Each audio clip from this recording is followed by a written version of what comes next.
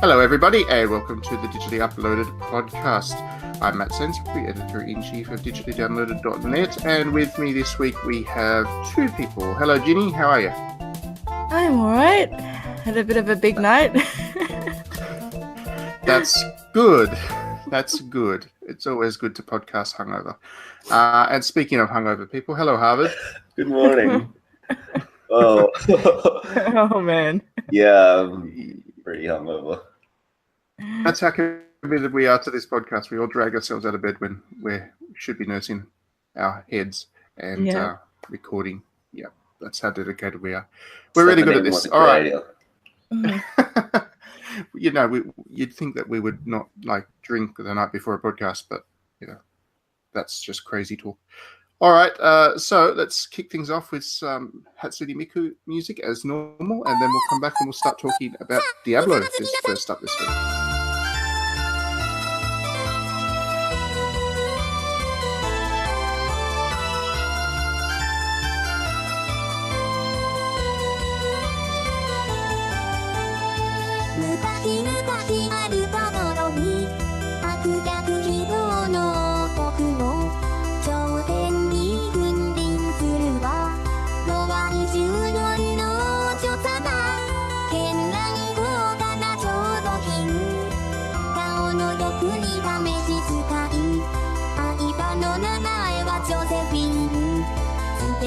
全て彼女のものお金が足りなくなったなら不眠友から絞り取れ私に逆らう者たちは粛清してしまえさあひざまずきなさ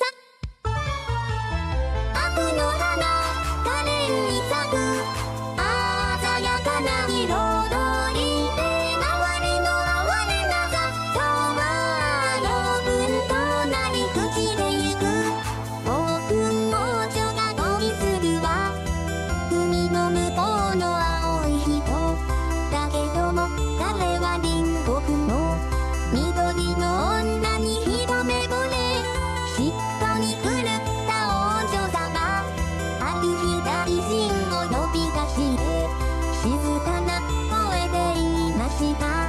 緑の国を滅ぼしなさい幾多の家が焼き払われ幾多の命が消えていく苦しむ人々の嘆きは王女には届かないあらおやつの時間だわ悪の花可憐に咲く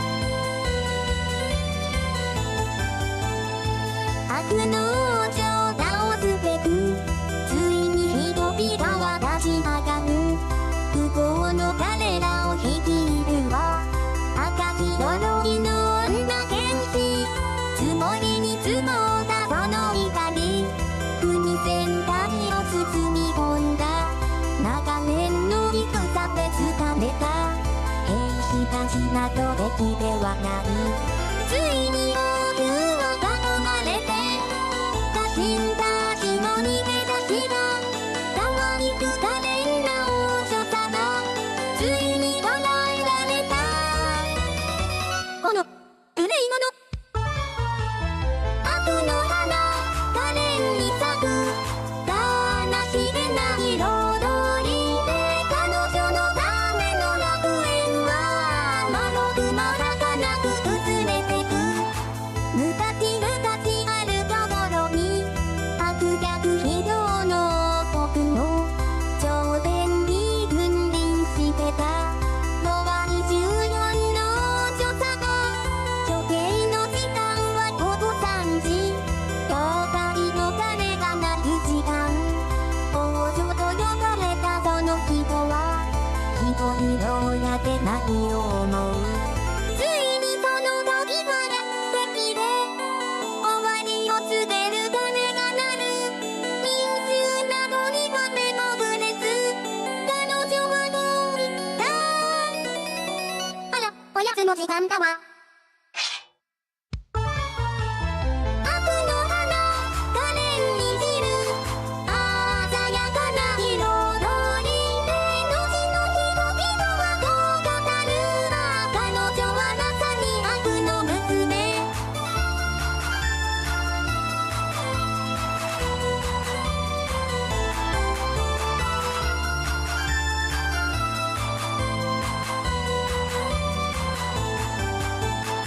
Welcome back, everybody.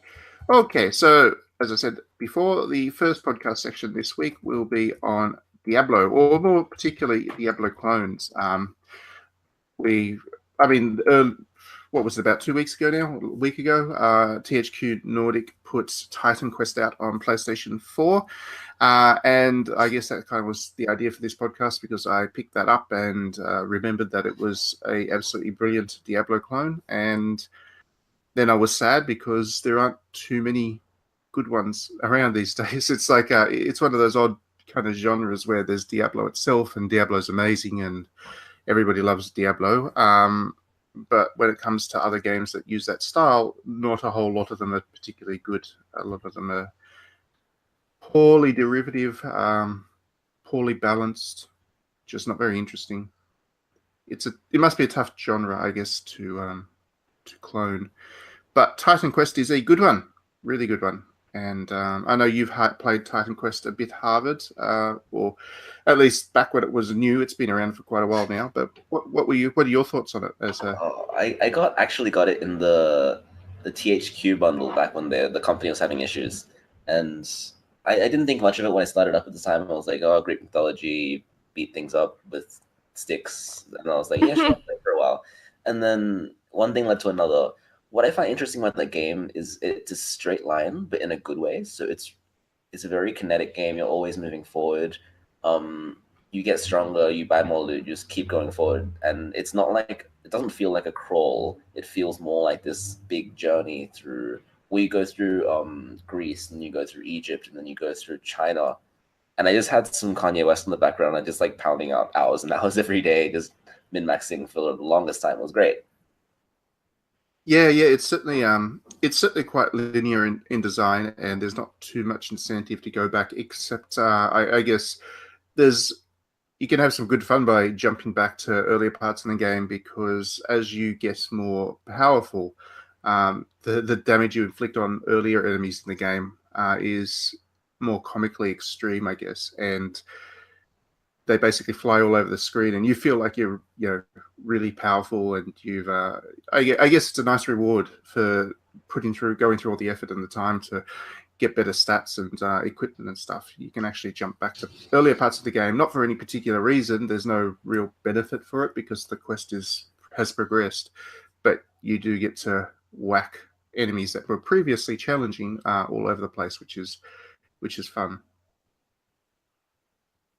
But I know you've played a lot of Diablo itself, Ginny. Has there ever been a clone that's kind of sung out to you as something that's different enough or interesting enough to rival Diablo?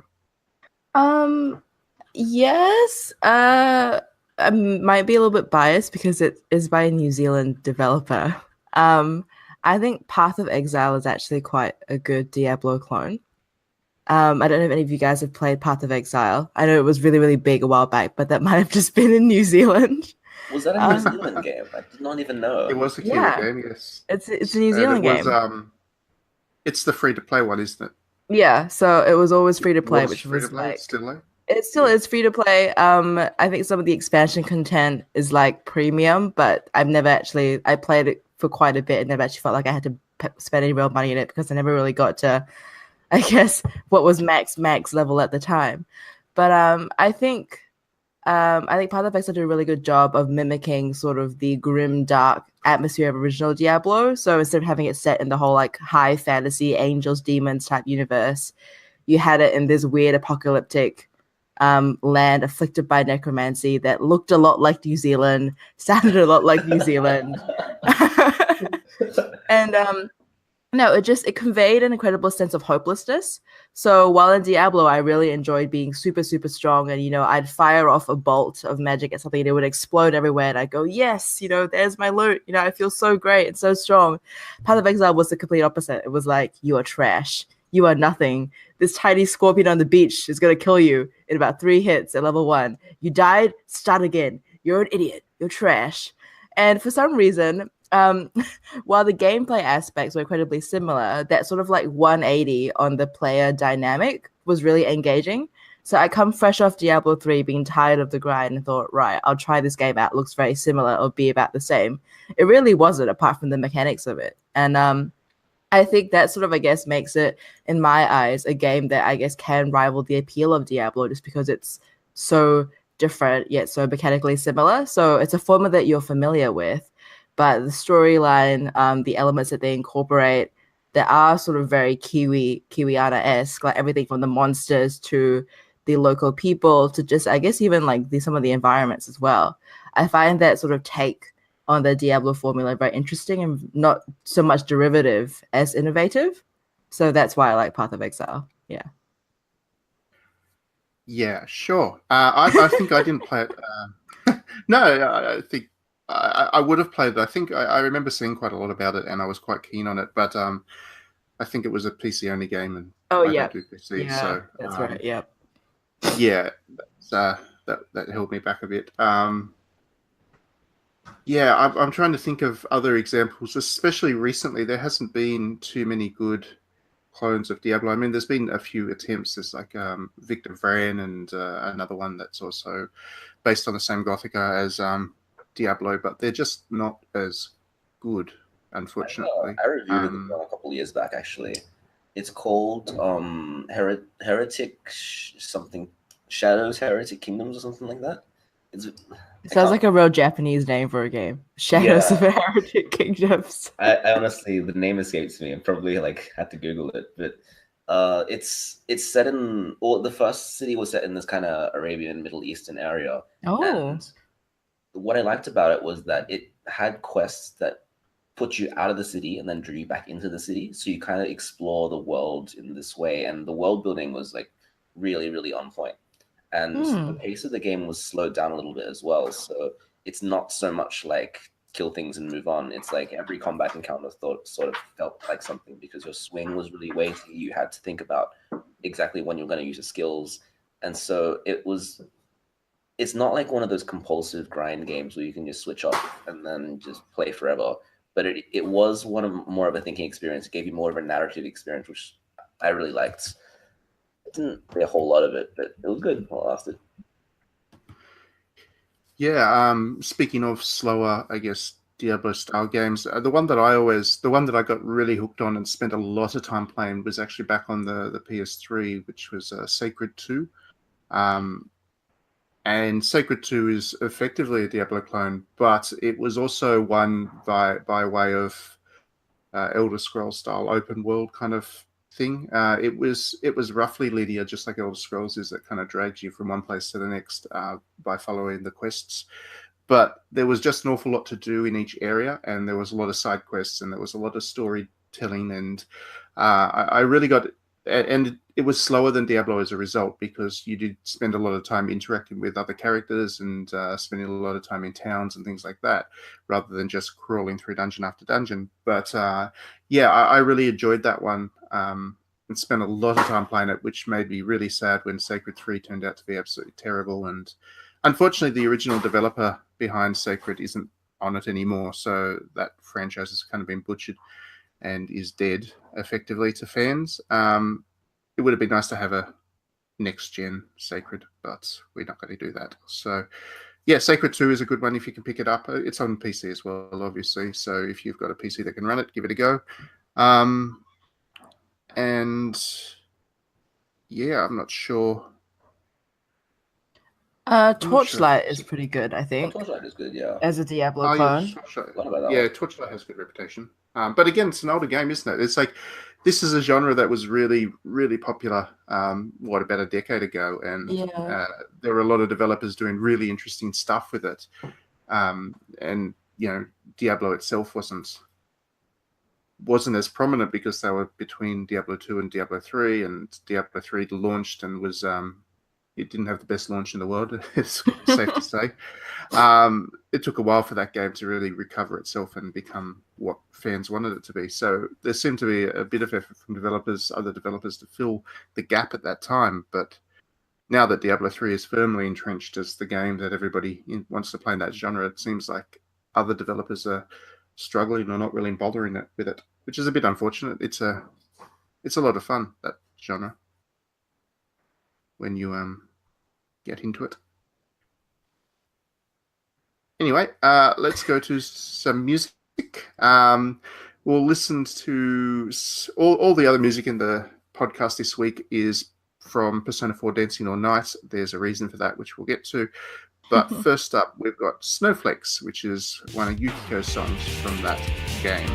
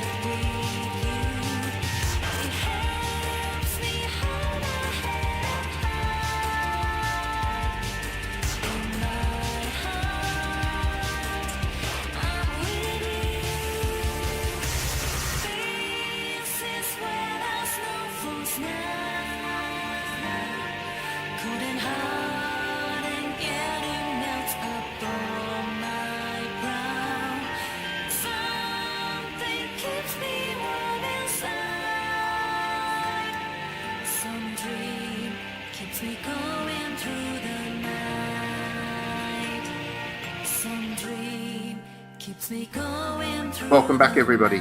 Okay, so for the second section of the podcast, we'll talk about a game that's just come out on Nintendo Switch, but's been out on PC and whatnot for quite a while now. Shelter 2, which is, funnily enough, the sequel to Shelter. But these two games are they're indie, obviously, so they haven't sold as well as, say, God of War, but they're better. They've really kind of been turning within the indie circle. They've been turning heads for quite a while now because they're very visually interesting, but also they have a really good, interesting theme. And it's you play as a animal. In the first one, it's a badger. In the second one, it's lynx, and obviously the second one's the one that's on the Switch. And your job is to, I guess, guide your offspring, cubs in the lynx case, through a world that can be pretty darn hostile. You've got to feed them, you've got to make sure they survive. And while I'm still quite new to the Switch version is actually the first time I've played it, I understand that it's quite difficult to actually keep these cubs alive. Is that right? Am I going to be sad playing this game? You're going to be so sad. Very sad. I have an inability to express emotion, but I actually cry playing this game. So that's how sad it gets. Okay. So I mean, talk me through how it gets sad. Is it just that it becomes impossible to keep these animals fed? Is that it? Is that No. So I don't know if it's the same in the second game, but I definitely played the first game, and you feel very vulnerable, especially when you're out in the open and you've got a bunch of cubs following you. And the game is very good at making the emotional punches hit really hard. So it uses mechanics like you can't really see the stuff that's trying to kill you, and then everything will go silent when you lose a cub, and then it just hits you really hard. Right. Okay. That's because at the moment, I mean, I haven't lost any of my cubs, thank goodness, because I'm only like an hour in, and I'd be a really terrible parent if I wasn't able to keep them alive in that. I haven't come across anything too hostile yet, I guess, and it's been relatively easy to find a rabbit or two to grab for them to eat. But they keep meowing and stuff, and it's so cute, and I do want to protect them. I really do want to protect them. I'm already very attached to these cubs, yes. And you can even name them at the start. Like you can actually give them all names, and it's like, oh, I don't know if I want to go through that, because I did know going into it that it was obviously a survival game. That's what the name of it suggests. And then I made the assumption that it would be it would be possible for these cubs to die, and naming them might be going a bit far. So I just used the default names.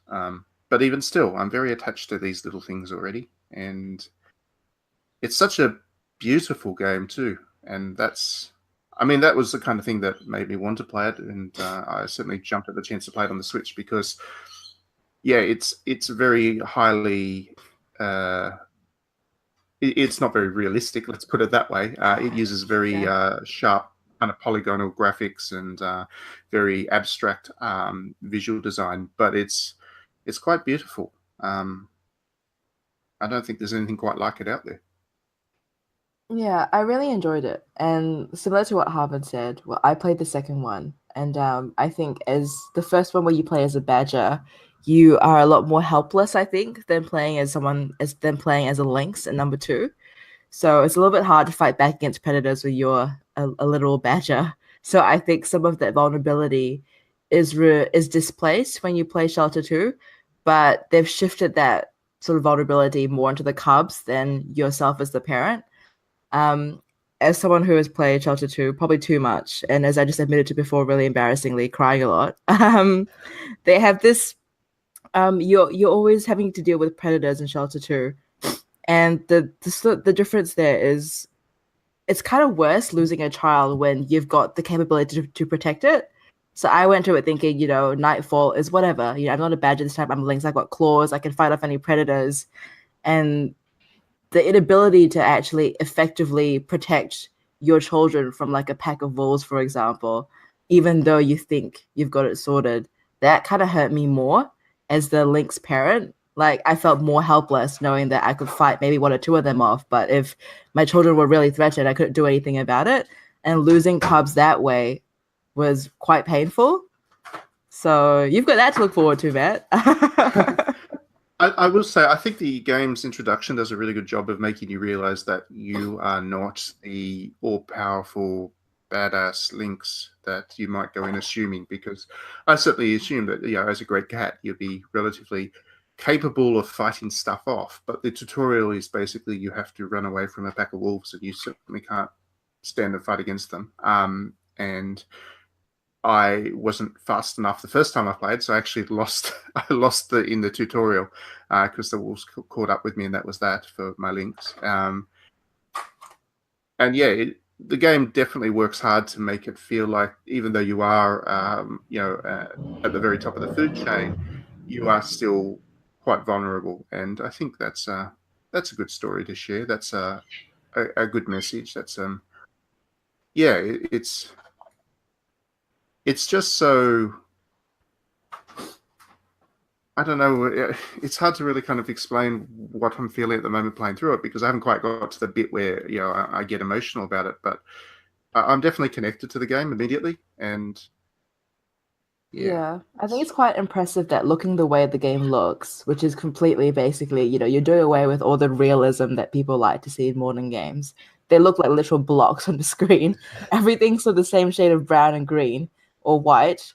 And I think the fact that you can still sort of feel protective over these polygons, essentially, is actually really impressive, I think, on the part of the directors to foster that sense of protectiveness, whether it's through the tutorial whereby you're sort of having to prioritize or learn to think like a mother lynx or like a parent animal or something about the game. It's just something clicks on when you're in that situation. And I mean, I'm not a mother.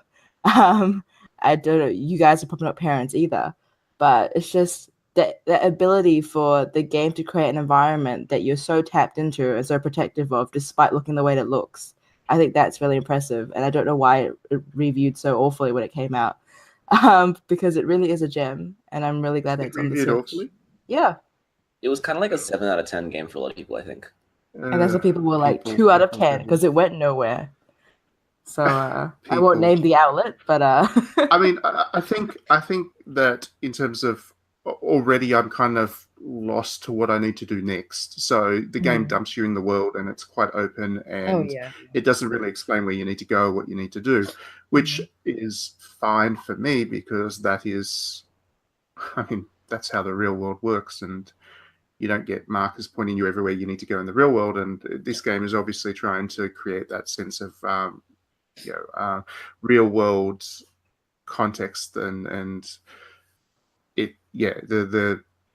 it doesn't do a good job of pointing you where the kind of the end point of the game is, and that's the point of it. And I imagine that some critics would probably find that dull or confusing, or whatever words they want to use that don't really mean anything. But yeah, I find it really interesting because I'm also playing God of War at the moment, and God of War being that game that tries to be very realistic in its art style and stuff. And I'm much more interested in what this game is doing, Shelter is doing, because it's prettier than God of War is, and it's more creative, and I'm certainly more connected to that game and its characters than I have been to Kratos and whatever the kid's name is, the weapon. Hey Matt, which game do you think is a better image of parenting, God of War or Shelter? Well, I don't even remember the name of my kid in God of War. Oh, Jesus. Atreus. Did they take that from Neverending Story? I wanted to say that they got... I'm pretty sure Atreus is like some sort of weird Hellenic spin on an old Hellenic name or something. What's the kid's name in Neverending Story? It's pretty much the same, isn't it? Is it the same name? It's been a while since I watched Neverending Story. Anyway, I don't care about the Atreus.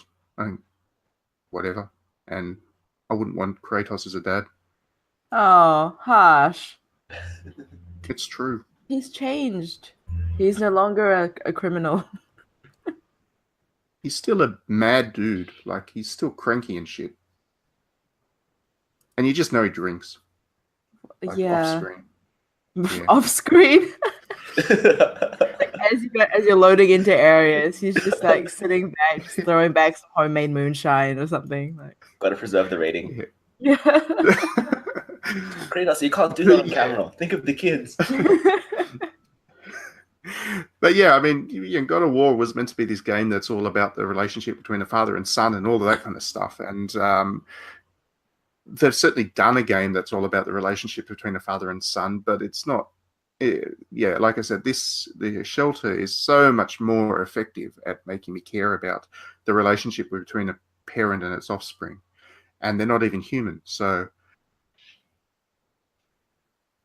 yeah.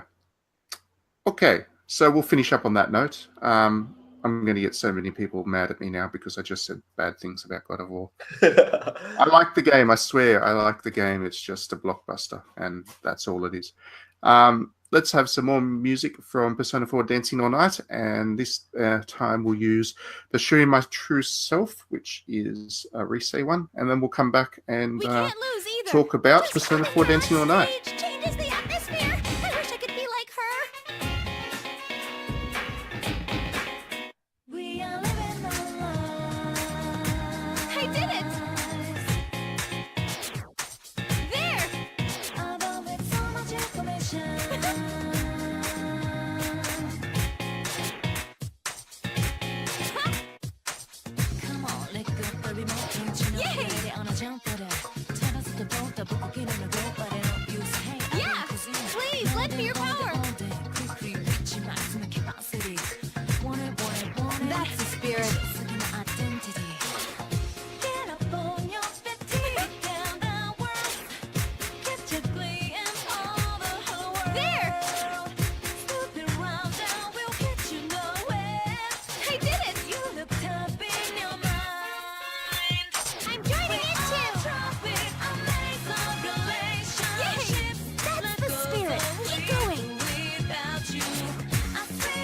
magnifying each other's charm.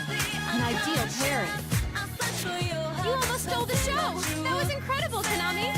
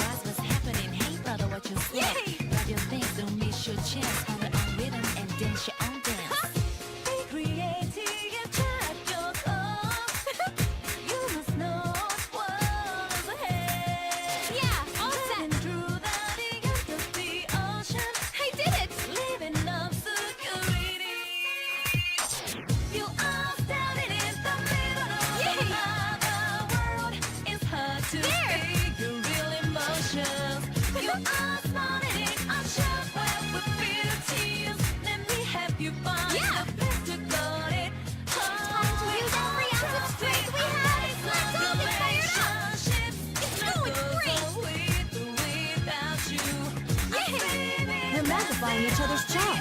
An ideal pairing. You almost stole the show. That was incredible, Konami. Wow!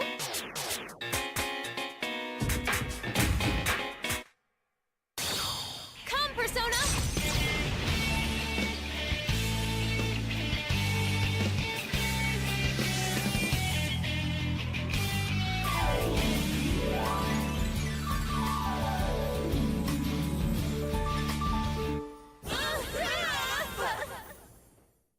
Brilliant!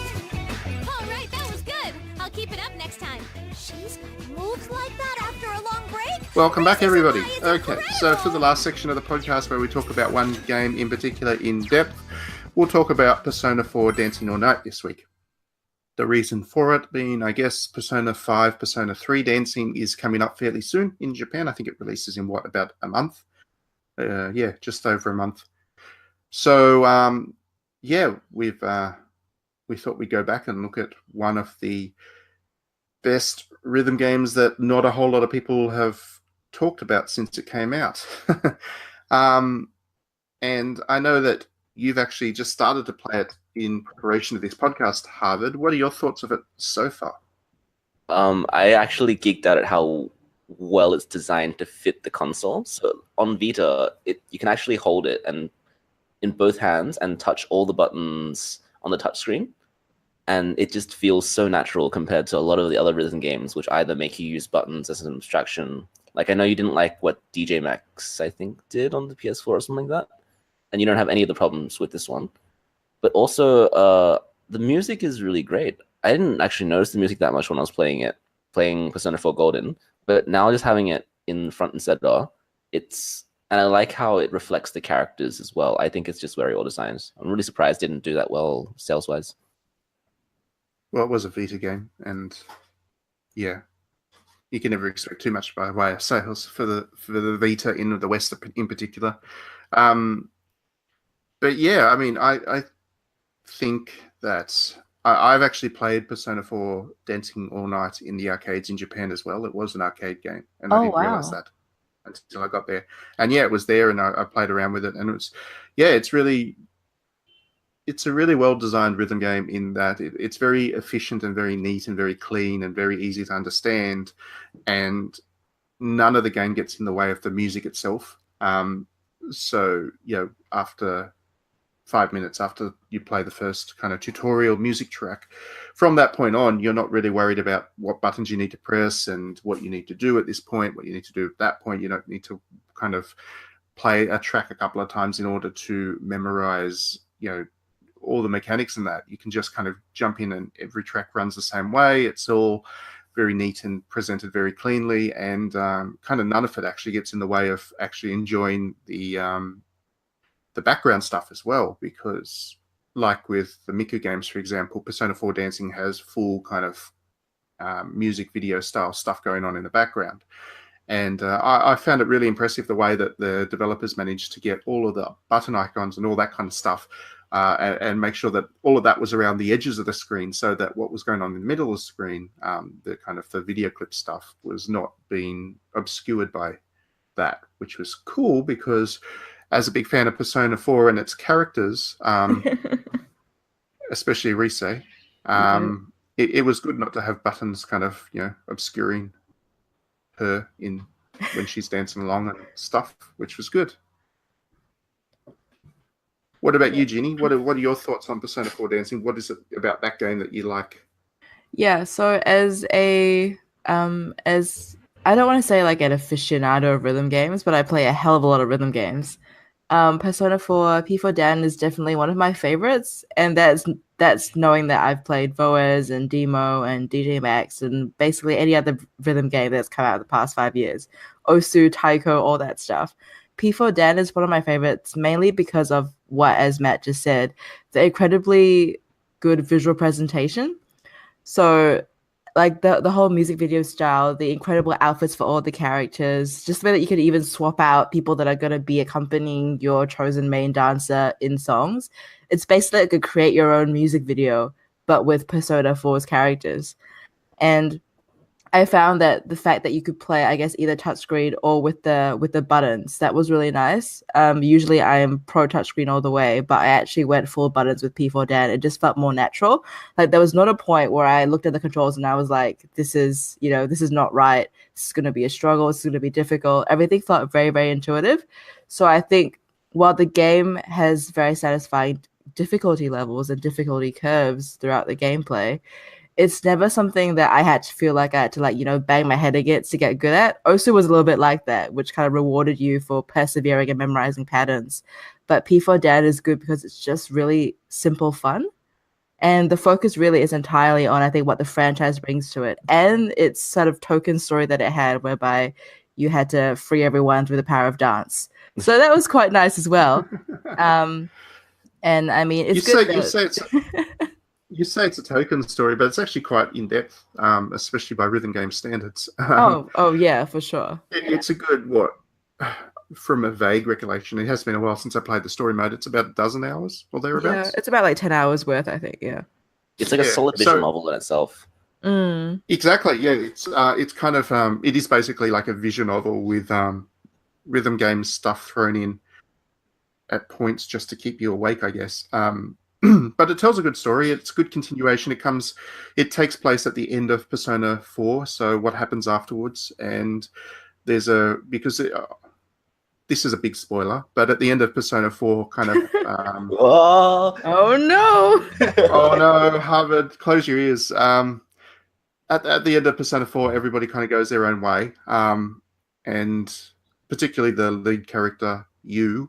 Yeah. That's YU, not YOU, although. That's the joke. That's the joke, yes.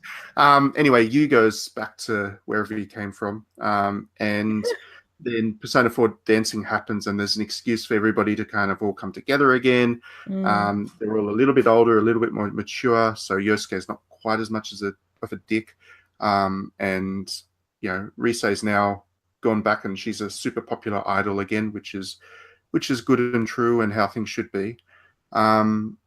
And yeah, then stuff happens and they need to go back into the shadow world, and instead of fighting stuff via RPG combat, now they need to fight stuff by, breaking out some cool moves.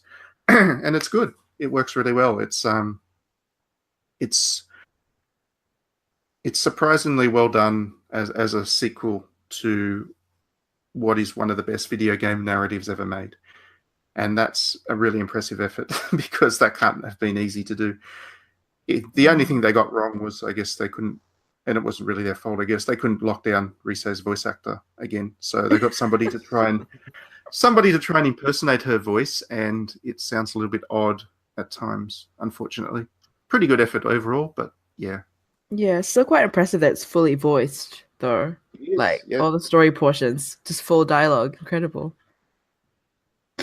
Yeah, absolutely.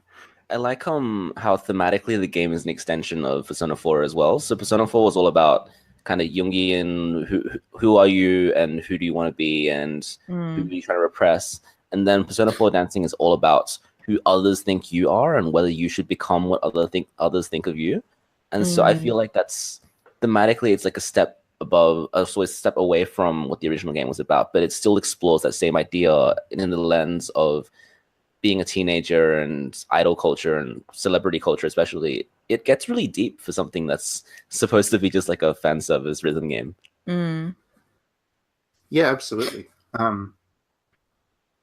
So yeah, if you do ever get a chance to play Persona 4 Dancing All Night, I certainly recommend actually going into the story mode. I know you can basically actually unlock everything anyway by just playing the rhythm game part of it as a separate thing. But so I think it's a bit like the fighting games where a lot of people skip past the story if they can and just get to the action. But with this one, I do recommend taking the time to experience that story, especially if you are a fan of Persona, because yeah, it's surprisingly good.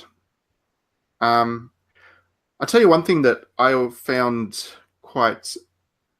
I was quite annoyed with, I guess, at first with Persona 4 Dancing All Night was the fact that each of the music tracks is actually locked to a character. Yeah. Like I did play Persona 4 coming off the Miku games, where I was used to being able to put Miku into the video clip regardless of who was actually doing the singing.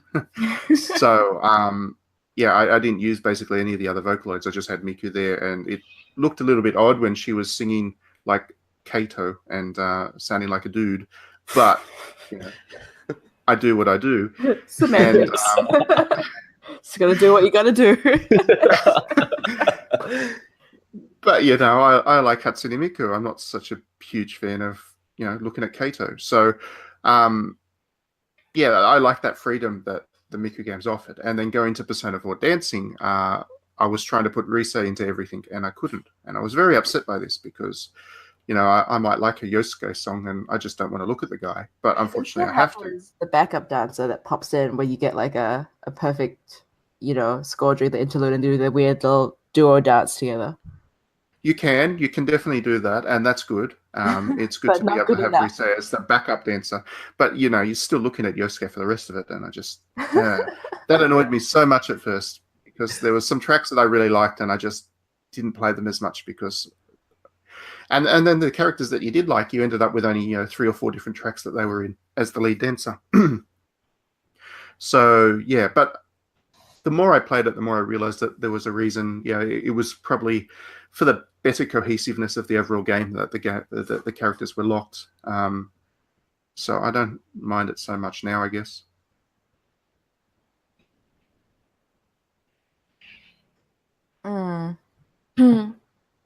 If you, I am sorry. I was just going to say I am looking forward to, funnily enough, the PlayStation 4 version of Persona 4 Dancing All Night more than I'm looking forward to the Persona 3 and Persona 5 dancing games, because in Japan you can order the pack, the super limited edition, ultra bonus, whatever they've called it, and you get a code to download Persona 4 Dancing All Night as well, and that's the only way to get it. So you've got to order the super duper limited edition to actually get a copy of this game. They're never going to release it otherwise, and I kind of sort of actually shelled out for it because I wanted that download code because I want to say I'm a big TV in the Arabian armor, the DLC, the costumes. The costumes are so good in this game. Oh yeah. You can change the costumes every song, so take advantage of that, everyone. And there's good mix of costumes too. It's like it's a bunch of stuff from Persona 4 itself, gym clothes and uniforms and whatever. The Velvet Room outfits as well. Yeah, the Velvet Room outfits, and then you've got some really crazy and super fan servicey ones as well, like the butler costumes, the butler costumes, Arabian armor for Rise. Yukiko's got Greek goddess armor costume thing. Is that? I guess it kind of looks like that. I don't know. I don't know what it's called, but it looks like Colosseum inspired Greek maiden type thing. Yeah. Yep. And no pants. Basically, it was a no pants costume. The best of the costumes. No pants. And then Kanji and his budgie smugglers. That's pretty cool. Hashtag Tony Abbott style. Yeah, but he actually pulls it off. Kanji, I mean, not Tony Abbott. Yeah, not Tony Abbott. Great disclaimer there. But yeah, I mean, you wouldn't have unlocked too many of the costumes yet, Harvard, but playing dress up with the characters is definitely keep going. It's good fun. Oh, that was definitely a thing in the original Persona game as well, because you could change costumes in that game, and unlocking costumes was like the most important thing, more than beating the story. What, you could? I didn't. Oh no, that's right. Because Persona 4, once I had the swimsuits, I didn't actually change costumes again. So I kind of forgot. That you could change costumes, and it just started to make all sense that they're in these dungeons fighting these enemies, and they're all just wearing summer beachwear. In case there's a swimming pool in the dungeon or something. Yeah, just in case you defeat a pool-based monster. You never know. You never know. It's called being practical. Harvard, that's how I play pretty much all JRPGs. I'm just telling you that. If there's a maid outfit, I'm gonna find it and put it on my character. just hang out and when you get a JRPG, when a new one's out, just wait for the inevitable swimsuit DLC, and that's when you start playing it, not before. Yeah. But anyway, yes, Persona 4 Dancing All Night. It is unfortunately only a PlayStation Vita exclusive, so you do need to have one of those if you want to play it, which is unfortunate because I think a lot of people in the West don't have one. Or alternatively, you can order the Super Duper Ultra Limited bonus funky, whatever they call it, pack of Persona 3 and Persona 5 Dancing from Japan, and then you'll get a download code for Persona 4 Dancing All Night as well, which is cool. I really recommend it. Plus, I'm looking forward to Persona 5 Dancing. I don't know about Persona 3. I don't care. I don't actually know what I don't remember much of the music from Persona 3 anymore. I vaguely remember it being okay, but I think that's pretty much my memories of the entire game. It was fine.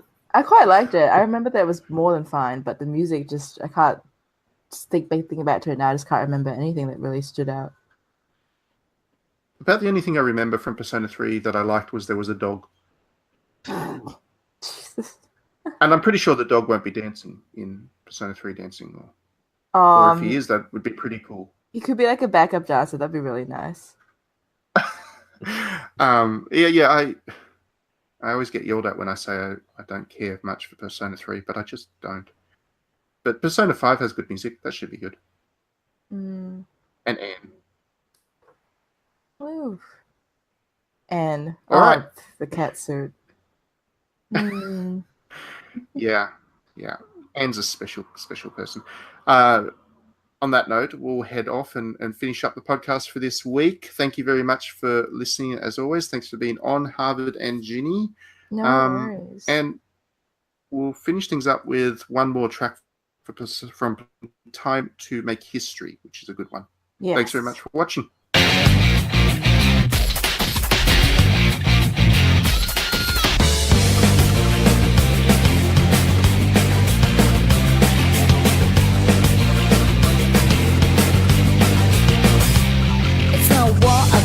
Every day, you can't hide from me. You gotta pray for the roots, but you cool, calling out in the face of this out street. When your friends and boss look like on the face of it, they miss the history, but they fight all the place in it. Yeah, they fight all the place in it. How they find the times, they just how your love goes by. I know it's natural to say, but there ain't no other way. So step on up to the place. Need your faith, what can spell into the light of us. Step on up to the place. 'Cause